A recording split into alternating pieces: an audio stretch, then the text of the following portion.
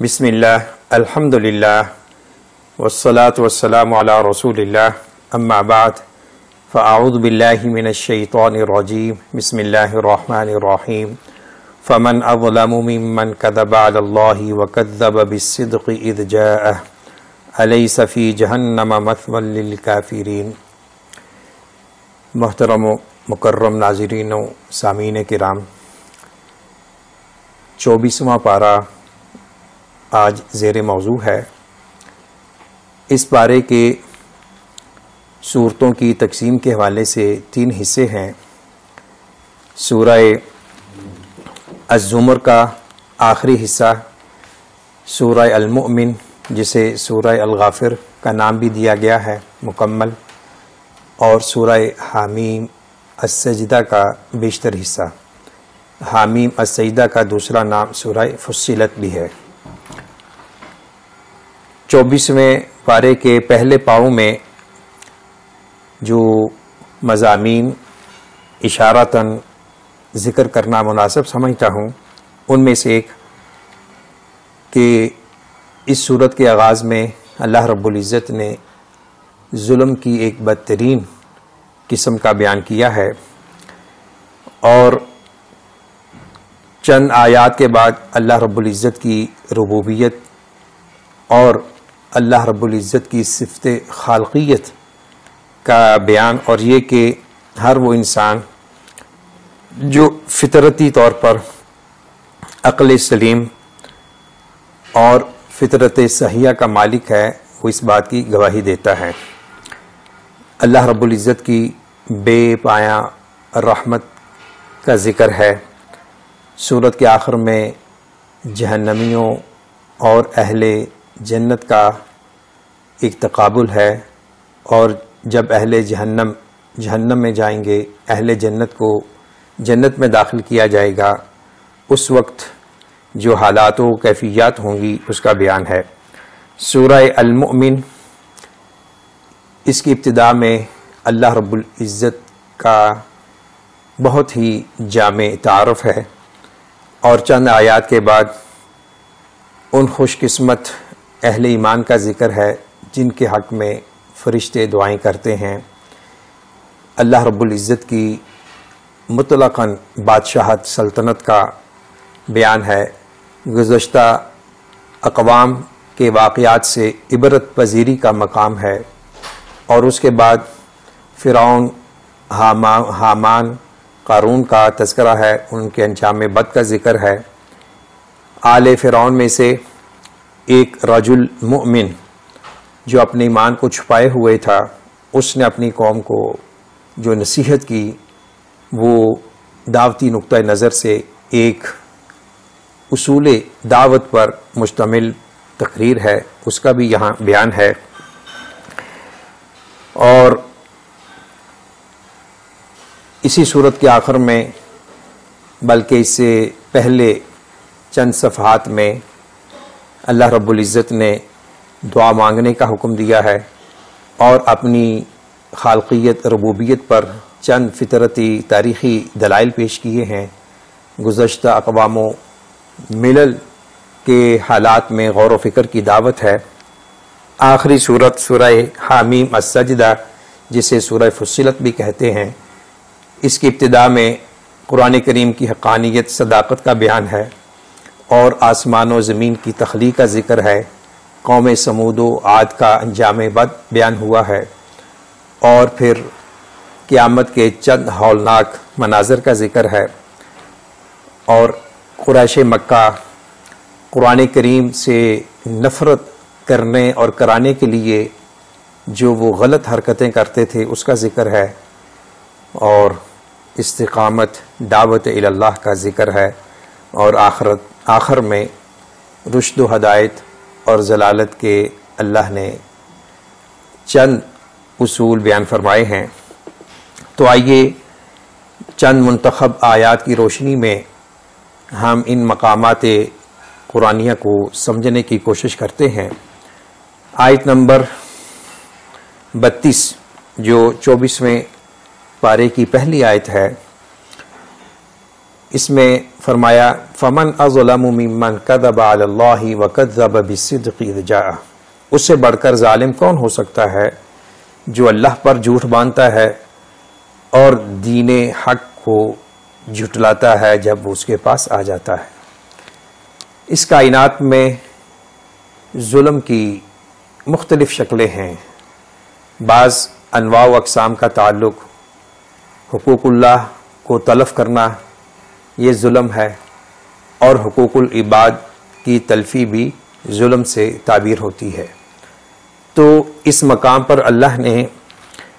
جو ایک استفہامی انداز میں لوگوں کی فطرت کو جھنجھوڑتے ہوئے ایک سوال پیش کیا کہ وہ اللہ جو خالق ارض و سما ہے، ہر انسان کا خالق ہے، اس کی ذات پر، اس کی بات پر جھوٹ باندھنا اور اسی طرح اس کی طرف سے منزل شریعت کی تکذیب کرنا اور اس کو جھٹلانا، یہ کائنات کا بہت بڑا ظلم ہے، اور اس رویے کا حامل انسان بدترین ظالم ہے۔ تو دنیا میں اسے اپنے ظلم کی سزا ملے نہ ملے، لیکن آخرت میں اس کی سزا کنفرم ہے، وہ ہے جہنم۔ تو اللہ رب العزت نے یہاں بھی رشد و ہدایت کا ایک اہم اصول بیان کیا کہ در حقیقت جو ہدایت ہے، دلوں میں ہدایت ڈال دینا، یہ اللہ کے اختیار میں ہے، اس کی حکمت اور مشیت کے تابع ہے۔ البتہ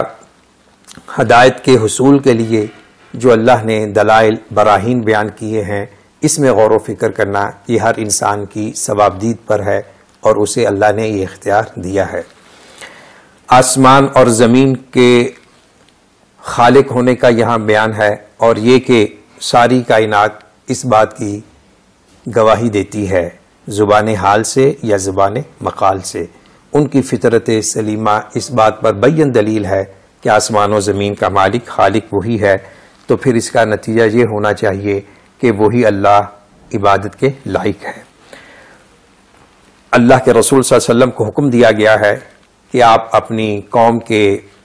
اعتراضات، شبہات اور ان کی اذیتوں سے دل برداشتہ نہ ہوں، اور یہ کہا کریں حسبی اللہ علیہ یتوکل المتوکلون، مجھے اللہ ہی کافی ہے، توکل کرنے والوں کو اللہ کی ذات پر توکل کرنا چاہیے۔ اور جو بالکل ہٹ دہرمی میں، تکبر میں اور انکار حق میں آخری حدوں کو چھو رہے ہیں، ان کو بتا دو کہ اگر تم نہیں مانتے تو پھر ٹھیک ہے، تمہارا عمل تمہارے ساتھ، اور میں تو اپنے دین پر کاربند ہوں۔ اللہ رب العزت نے آیت نمبر 42 میں جو ایک اہم حقیقت بیان کی ہے، جس کا تعلق انسان کے روزمرہ عمل سے ہے، وہ ہے نیند۔ نیند کو اس آیت کی روشنی میں مفسرین نے اخت الموت یا اخ الموت کہا ہے، اور اسی سے استدلال کیا ہے کہ وفات کی دو بڑی قسمیں ہیں، وفات کبریٰ، وفات صغریٰ۔ وفات کبریٰ جب انسان اس دنیا سے رخصت ہو جاتا ہے، اور وفات صغریٰ کہ انسان جب رات کو سوتا ہے تو اس کی روح اس کے وجود سے الگ ہو جاتی ہے۔ تو یہ جو نیند ہے، یہ بھی اللہ کا بہت بڑا انعام ہے، اکرام ہے۔ اللہ چاہے تو انسان کو اٹھنے کی توفیق عطا نہ فرمائے، اور اللہ تعالیٰ بہت سے انسانوں کی روحوں کو دوبارہ بھیج دیتے ہیں۔ اور آیت نمبر 41 میں قرآن کریم کی حقانیت کا بیان ہے، اور اسی طرح توحید کا اس بات اور شرک کی سنگینی اور اس کی شناخت کا بیان کیا گیا ہے، اور مشرکین کی ایک نفسیات کو بیان کیا کہ جب ان کے سامنے اعلان توحید ہوتا ہے، توحید کا بیان ہوتا ہے، تو ان کے دل سکڑنے لگتے ہیں، ان کے دلوں میں ایک انقباض پیدا ہو جاتا ہے، کراہت، نفرت کے جذبات پیدا ہوتے ہیں۔ اور ایک آیت جو آج کل کے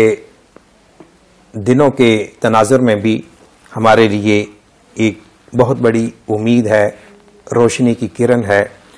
قل یا عبادی الذین اسرفوا علی انفسہم لا تقنطوا من رحمت اللہ ان اللہ یغفر الذنوب جمیعا انہ هو الغفور الرحیم، کہہ دیجئے میرے ان بندوں کو جنہوں نے اپنی جانوں پہ ظلم کیا ہے، اللہ کی رحمت سے مایوس مت ہوں۔ انسان کی زندگی مختلف رنگوں کا امیزہ ہے، نشیب و فراز، مد و جزر، خوشی غمی کے حالات سے اس کو واسطہ پڑتا ہے۔ تو حالات کیسے بھی ہوں، اللہ کی رحمت ہمیشہ ہر ایک کے لیے وسیع ہے، وَرَحْمَتِي وَسِعَتْ كُلَّ شَيْءٍ، تو اللہ کی رحمت سے قطعاً مایوس نہیں ہونا چاہیے۔ مایوسی انسان کو کفر کے قریب کر دیتی ہے، اور جو مایوس انسان ہوتا ہے وہ دنیا میں کوئی کام کرنے کے قابل نہیں رہتا۔ اللہ رب العزت کی طرف رجوع کرنے کا حکم ہے کہ اللہ تعالیٰ تمام گناہوں کو معاف کر دے گا، بشرطے کہ خلوص کے ساتھ اور توبہ کی شرائط کے پیش نظر صدق دل سے اللہ کی طرف رجوع کیا جائے۔ آج ضرورت اس بات کی ہے کہ پورا عالم انسانیت اور پورا عالم اسلام جس وبائی مرض سے دوچار ہے، اس کے جو بہت سے اس کو دور کرنے کے جو اسباب ہیں ایمانیات کے اعتبار سے، وہ یہ ہے کہ اللہ کی طرف رجوع کیا جائے اور اللہ سے پکی سچی توبہ کا عمل اختیار کیا جائے۔ تو وما قدر اللہ حق قدری، کہ لوگوں نے اللہ کی قدر نہیں کی جس طرح کی قدر کرنے کا حق ہے، یعنی یہ ساری کائنات اللہ کی ذات، اس کے وجود اور اس کی سچائی پر دلالت گناہ ہیں، اس کے باوجود لوگ اللہ کی دعوت کو ٹھکرا رہے ہیں، اس کی شریعت کو نظر انداز کر رہے ہیں، اور اللہ رب العزت کے وجود سے انکار کرنے والے بھی موجود ہیں۔ اللہ ہمیں ایسے غلط رویوں سے اور برے اعتقادات سے محفوظ رکھے۔ آخری رکوع اہل جہنم، جب جہنم میں ان کو دھکیلا جائے گا اس کا ذکر ہے، اور جب اہل جنت جنت میں جائیں گے ان کو جس انداز میں ویلکم کہا جائے گا اس کا ذکر ہے۔ ہمیں دعا کرنی چاہیے کہ اللہ رب العزت ہمیں وہ کام کرنے کی توفیق عطا فرمائے جو ہمیں جہنم سے دور کر دے اور جنت کے قریب کر دے۔ سورہ المؤمن، جسے سورہ الغافر کا نام بھی دیا جاتا ہے، 85 آیات ہیں، 9 رکوع ہیں، اور یہ مکیہ ہے۔ اس کے ابتدا میں اللہ رب العزت نے قرآن کریم کو نازل کرنے کے تناظر میں اپنا تعارف فرمایا ہے، جو 4 صفات پر، جو ان 2 آیات پر مشتمل ہے، اللہ العزیز العلیم غافر الذنب، گناہوں کو معاف کرنے والا، توبہ قبول کرنے والا، شدید انتقام لینے والا، اور بڑی وسعتوں کا، کرم نوازیوں کا مالک۔ تو یہ وہ اللہ ہے جس نے قرآن کریم نازل کیا، اور یہ اس ذات باری تعالیٰ کی کتاب ہے، تو پھر اس کا یہ تقاضا ہے لا الہ الا ہو الیہ المصیر۔ یاد رکھو عبادت اسی اللہ کی کرنی ہے جس نے یہ قرآن نازل کیا، اور اسی کی طرف سب نے پلٹ کر جانا ہے۔ آیت نمبر 6 اور 9 بڑی عظیم و شان آیات ہیں، اور ان کا خلاصہ یہ ہے کہ جو فرشتے اللہ رب العزت کے عرش کو تھامے ہوئے ہیں، اور ان کی تعداد 4 ہے، اور قیامت کے دن ان کی تعداد 8 ہوگی، تو وہ لوگ اللہ کی تسبیح و تحمید میں مشغول ہیں، اور دوسرا کام کیا کرتے ہیں کہ اہل ایمان کے لیے استغفار کرتے ہیں۔ یہ کتنی بڑی عظمت ہے، فضیلت ہے ایمان کی، اور وہ دعا کرتے ہیں کہ اللہ، جو اہل ایمان توبہ کرتے ہیں، تیرے راستے کی اتباع کرتے ہیں، ان کو معاف کر دے، ان کو عذاب جہنم سے محفوظ فرما، اور ان کو اور ان کی ذریت کو جنت میں، جنات عدن میں داخل فرما، اور ان کو برائیوں سے محفوظ فرما۔ فرشتوں کی ان دعا کے حصول کے لیے ہمیں کوشاں رہنا چاہیے۔ چند آیات کے بعد اللہ رب العزت نے اپنی مطلقاً بادشاہت، سلطنت کا بیان فرمایا ہے کہ قیامت کے دن اللہ رب العزت کی طرف سے جو عدالت لگے گی، اور ہر ایک کو اس کی نیکی کی جزا اور برائی کی سزا ملے گی، اس وقت اللہ کی طرف سے یہ اعلان ہوگا لمن الملک اليوم للہ الواحد القہار۔ اور ایک حدیث میں آیا کہ اللہ رب العزت کی ایک مٹھی میں آسمان ہوں گے، اور اس کے دائیں ہاتھ میں زمینیں ہوں گی تو اللہ پوچھیں گے انا المالک این الملوک، کیا آج کی بادشاہت مجھے زیبا ہے، دنیا کے بادشاہ کہاں ہیں؟ تو وہاں ایک سناٹا چھایا ہوگا، تو اللہ رب العزت کی صفت قہاریت جلال عروج پہ ہوگی۔ تو اس دن سے ہر انسان کو ڈر کر ظلم سے بچنا چاہیے، شرک سے بچنا چاہیے، کفر سے بچنا چاہیے، اللہ کے احکام کی نافرمانی سے بچنا چاہیے۔ گزشتہ اقوام جن کو اللہ نے ان کی نافرمانی، بغاوت، سرکشی کی بنا پر ہلاک کر دیا،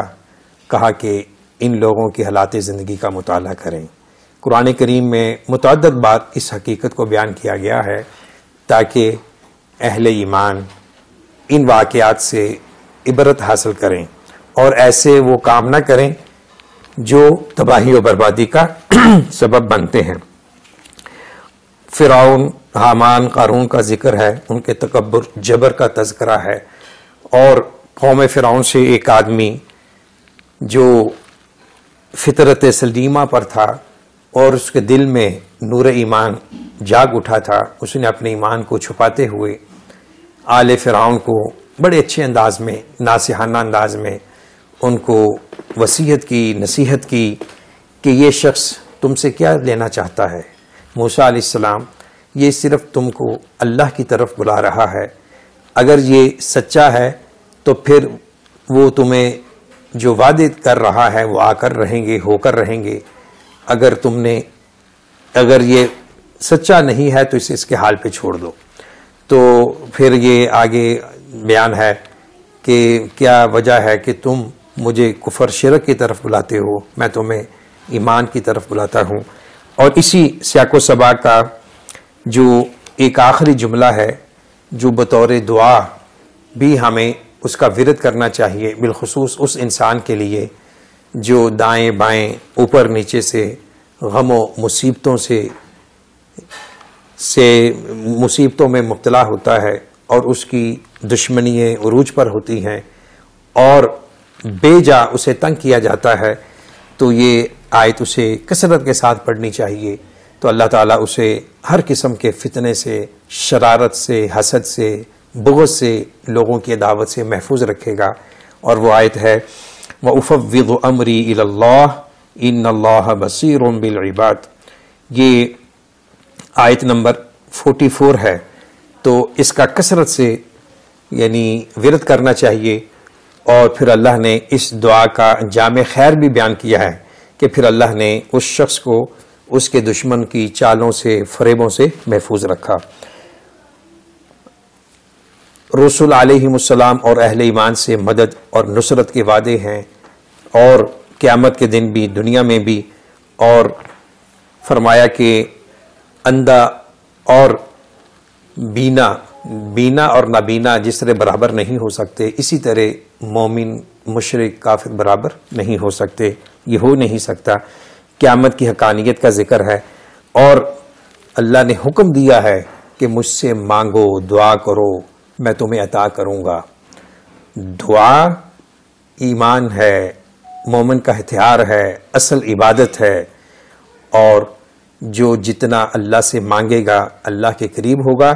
جو جتنا اللہ سے نہیں مانگے گا اللہ سے دور ہوگا۔ دعا نہ کرنا ایک تکبر کی علامت ہے، اور دعا کرنا یہ عاجزی اور انکساری کا اظہار ہے۔ اللہ نے اپنی خالقیت، ربوبیت کا بیان کیا ہے، اور پھر انسان کے جو تخلیقی مراحل ہیں اس کا ذکر ہے، اور پھر وہی دعوت ہے گزشتہ اقوام کے واقعات میں۔ اور ایک اہم آیت کریمہ، آیت نمبر 44، اس کا میں دوبارہ تھوڑا سا اس پہ فوکس کرنا چاہوں گا۔ آیت نمبر 40 میں اللہ رب العزت نے ایک جامع اصول بیان کیا ہے زندگی میں سعادت اور نجات حاصل کرنے کا۔ من عمل سیئة فلا یجزى الا مثلها ومن عمل صالحا من ذکر او انثى وهو مؤمن۔ یہ کسی بھی معاشرے میں کامیاب زندگی گزارنے کا ایک اہم ضابطہ ہے وہ ضابطہ کہ جس کو چیلنج نہیں کیا جا سکتا، کہ جو شخص نیک عمل کرے، خواہ وہ مرد ہے عورت ہے، حالت ایمان میں، تو یہاں فرمایا کہ ایسے لوگ جنت میں داخل ہوں گے، ان کو بغیر حساب کتاب رزق ملے گا۔ اور سورہ نحل کی آیت کی روشنی میں اللہ ان کو حیات طیبہ سے نوازیں گے۔ حیات طیبہ جس میں صحت ہے، عافیت ہے، سکون ہے، امن ہے، سلامتی ہے، اور جس میں انسان کو طمانینت قلب حاصل ہوتا ہے، وہ ساری چیزیں حیات طیبہ میں آتی ہیں۔ اور فرمایا آیت نمبر 61 کے بعد اللہ نے جو متکبرین ہیں، جبارین ہیں، ان کا ذکر کیا ہے، اور ان کے انجام بد کا ذکر ہے کہ یاد رکھو جو قومیں ہم نے پہلے برباد کی ہیں وہ قوت طاقت میں تم سے زیادہ تھیں، تو یہ مت خیال کرو کہ اللہ نے ہمیں وسائل دیے ہیں ہم اللہ کے عذاب سے محفوظ رہیں گے۔ جب اللہ کی پکڑ آتی ہے تو اس میں ہر خیر و بد اور ہر انسان اس کی لپیٹ میں آ جاتا ہے، اس انجام سے بچتے رہو۔ سورہ حامیم السجدہ 54 آیات ہیں، 6 رکوع ہیں اور مکیہ ہے۔ اس سورت کے نزول میں کچھ واقعات بیان کیے جاتے ہیں جو کہ سیرت اور تفسیری کتابوں میں مدون ہیں۔ ان کا خلاصہ یہ ہے کہ قریش مکہ نے آپ صلی اللہ علیہ وسلم کی دعوت سے عاجز آ کر اور زچ ہو کر انہوں نے یہ فیصلہ کیا کہ عتبہ بن ربیعہ جو ان کی قوم کا بہت بڑا ادیب فصیح و بلیغ انسان تھا، اس کو بھیجا آپ صلی اللہ علیہ وسلم کی خدمت میں، اور اس نے آپ کو آ کر ہر قسم کی آفر کی، دنیا چاہتے ہو، سیادت چاہتے ہو، خاتون چاہتے ہو، جو بھی چاہتے ہو ہم تمہیں دینے کے لیے تیار ہیں، لیکن تم اپنی اس دعوت سے باز آ جاؤ۔ تو اللہ کے رسول صلی اللہ علیہ وسلم نے بڑا یہ سبق آموز واقعہ ہے، اللہ کے رسول صلی اللہ علیہ وسلم نے اس کی بات توجہ سے سنی، کہا کہ آپ بیان کر چکے، کہا ہاں، تو آپ نے پھر یہ آیات ان کو پڑھ کر سنائیں۔ تو وہاں سے وہ جب واپس اپنی قوم کے پاس گیا، عتبہ کہا کہ بھائی یہ کسی شاعر کاہن مجنوں کا کلام نہیں ہے۔ تو وہ سب حیران ہوئے کہ ہم نے تو سمجھا تھا کہ آپ جہاں دیدہ انسان ہیں، آپ ان کو قائل کر کے آئیں گے، آپ الٹا متاثر ہو کر آ گئے ہیں۔ تو یہ واقعہ ان آیات کے نزول کا سبب بنتا ہے، اور قرآن کریم کی حقانیت کا بیان ہے، آسمان و زمین کی تخلیق کا ذکر ہے، قیامت کے دن انسان کے اعضاء جوارح اس کے خلاف گواہی دیں گے، اس کا ذکر ہے، مشرکین مکہ قرآن کریم کی تلاوت کے وقت شور و شغب کرتے تھے، اس کا ذکر ہے۔ اور سیکنڈ لاسٹ صفحہ میں اللہ نے 2 اہم چیزوں کا بیان کیا ہے، ایک ہے استقامت اور ایک ہے دعوت اللہ۔ استقامت یہ ہے کہ انسان اپنے اعتقاد، فکر و نظر پر اور عمل صالح پر قائم رہے، حالات کیسے بھی ہوں، ہوائیں کے رخ کیسے بھی ہوں، اور آندھیے ہوں اور طوفانوں کے جکڑ ہوں، انسان اللہ کے دین پر قائم رہے، یہ استقامت ہے۔ اور استقامت کا ایک عملی مظہر دعوت اللہ ہے۔ جو انسان اپنے لیے بہتر سمجھتا ہے اور وہ دوسروں کو آگے کنوے کر رہا ہے، یہ استقامت کا ایک عملی مظہر ہے۔ استقامت والوں کے لیے اللہ نے خوشخبریاں دی ہیں کہ فرشتے ان کا ساتھ دیں گے دنیا میں اور آخرت میں، کل قیامت کے دن اللہ کی طرف سے ان کو VIP پروٹوکول دیا جائے گا۔ اور دعوت اللہ کے حوالے سے فرمایا کہ اس شخص سے بڑھ کر کس کی بات اچھی ہو سکتی ہے کہ جو اللہ کی طرف بلاتا ہے اور نیک عمل کرتا ہے اور خود بھی مطیع و فرما بردار ہونے کا اعلان و اقرار کرتا ہے۔ یہاں میں 1-2 باتیں کہنا چاہوں گا کہ دعوت اللہ کا کام ہر مسلمان کی ذمہ داری ہے، اس کی صلاحیت، لیاقت، اہلیت کے اعتبار اور مقام و مرتبہ کے اعتبار سے۔ سوال یہ ہے کہ کیا ہم بحیثیت مسلمان دعوت اللہ کے مشن میں اپنا کنٹریبیوشن کر رہے ہیں؟ یہ ہر ایک سے سوال ہے، اس کا تعلق زندگی کے کسی بھی شعبہ سے ہو، کسی بھی طبقہ انسانیت سے اس کا تعلق ہو، اس میں اہل اقتدار، اہل سیاست اور معاشرت سماجیات پر کام کرنے والے، فلاح و بہبود میں اپنا حصہ ڈالنے والے، خدمت خلق میں مصروف عمل جماعتیں، افراد، اور اسی طرح ایک گھر کے سربراہ سے لے کر ایک ادارے کے سربراہ تک ہر ایک کے سامنے یہ استفسار ہے، استفہام ہے کہ ہم اپنے 24 گھنٹوں میں کتنا وقت اس اللہ کے لیے نکال رہے ہیں جس نے ہمیں پیدا کیا،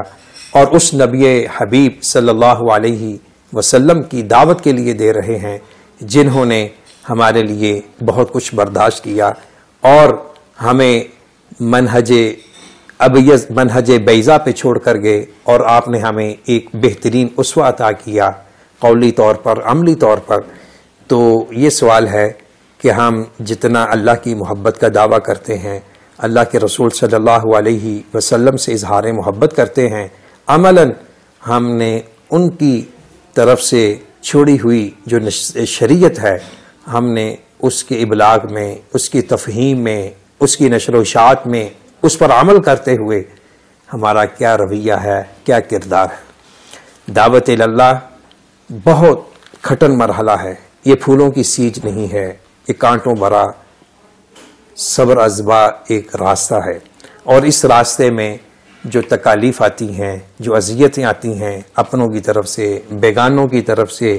اندرون بیرون ہر چہار اطراف سے، ان حالات میں اللہ نے مقابلہ کرنے کا ایک اصول بتا دیا ہے، ادفع باللتی ہی احسن، ادفع باللتی ہی احسن فاذا الذی بینک وبینہ عداوہ کأنہ ولی حمیم، کہ اگر کوئی آپ سے برا سلوک کرتا ہے اس کا جواب اچھائی سے دیجئے، اینٹ کا جواب پتھر سے نہیں بلکہ خوش طبعی سے، خوش کلامی سے اور حسن سلوک سے، اور جو حسن سلوک کرتا ہے اللہ نے اسے محسن کہا ہے، اور محسن اللہ کے ہاں بہت ہی محبوب ہے۔ محسن کا تعلق غیر مسلم کے معاملات کے ساتھ بھی آتا ہے اور مسلمانوں کے ساتھ بھی آتا ہے، اور سب سے بڑا محسن وہ ہے جو انسان کو اس کا بھولا ہوا سبق یاد کرا دے، اسے اللہ کے قریب کر دے، اور برائی کا بدلہ اچھائی سے دینا، یہ اس کے لیے بڑا وسیع و ظرف ماحول چاہیے، اور اس میں انسان کی ایمانیات، بصیرت کا امتحان ہوتا ہے، اور ساتھ ہی اللہ نے فرمایا کہ اگر تم ایسا کرو گے تو جو تمہارا دشمن ہے وہ تمہارا جگری دوست بن جائے گا، تمہارا مخلص بن جائے گا، اور یہ جو سعادت ہے یہ صرف صبر کرنے والے لوگوں ہی کو حاصل ہوتی ہے اور جو نصیبے والے ہوتے ہیں۔ یعنی یہ بات کہنے، سننے، سنانے کے حوالے سے تو بڑی آسان ہے، لیکن اس پر عمل کے لیے عزیمت چاہیے اور پختہ ایمان چاہیے، اور اللہ رب العزت کی ذات پر اعتماد ہو کہ اللہ میرے اس عمل کو ضائع نہیں کریں گے، مجھے اس کا بالکل ضرور رسپانس دیں گے۔ شمس و قمر کا ذکر ہے، اور فرمایا کہ شمس و قمر کی عبادت نہیں کرنی، ان کی عبادت کرنی ہے جو ان کا خالق اور مالک ہے۔ اس پارے کا اختتام وہی ہے جس طرح ابتدا میں تھا، من عمل صالحا فلنفسہ ومن اساء فعلیہا وما ربک بظلام للعبید، جو اچھا عمل کرے گا اس کا رسپانس اسے ملے گا، اللہ رب العزت کی بادشاہت سلطنت میں کوئی اضافہ نہیں ہوگا، اور جو برائی کرے گا تو اللہ پر احسان نہیں کرے گا، اس کا انجام اسے خود بھگتنا ہوگا، اللہ کی بادشاہت میں کوئی کمی نہیں آئے گی۔ اور ایک بات یاد رکھو کہ تمہارا رب اپنے بندوں سے ظلم نہیں کرنے والا۔ اللہ رب العزت سے دعا ہے اللہ تعالی ہمیں ایمان، عمل صالح کی زندگی عطا فرمائے، اللہ تعالی ہمارا دل، دماغ انوار قرآن، تجلیات ایمان سے منور فرمائے۔ وآخر دعوانا ان الحمد للہ رب العالمین۔